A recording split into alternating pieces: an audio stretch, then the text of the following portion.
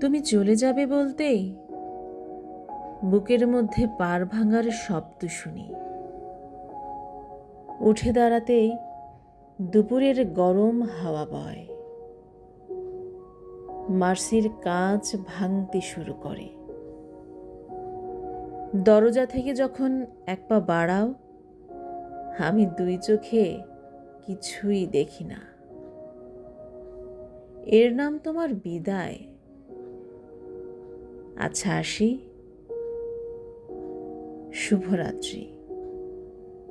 খোদা হাফিজ।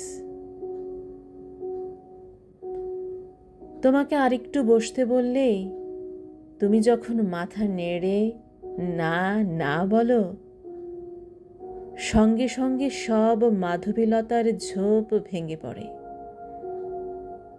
তুমি চলে যাওয়ার জন্যে যখন সিঁড়ি দিয়ে নামতে থাকো, তৎক্ষণাৎ পৃথিবীর আরো কিছু বনাঞ্চল উজাড় হয়ে যায়। তুমি উঠোন পেরোলে আমি কেবল শূন্যতা, শূন্যতা ছাড়া আর কিছুই দেখি না।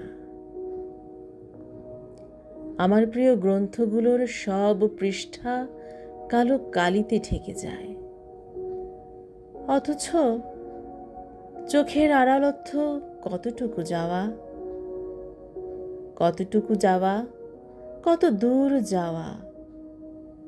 হয়তো নীলক্ষেত থেকে বনানী, ঢাকা থেকে ফ্রাঙ্কফুর্ট।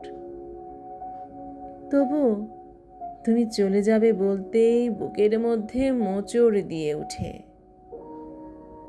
সেই থেকে কেবল অবিরাম পার ভাঙার শব্দ শুনি, পাতা ঝরার শব্দ শুনি,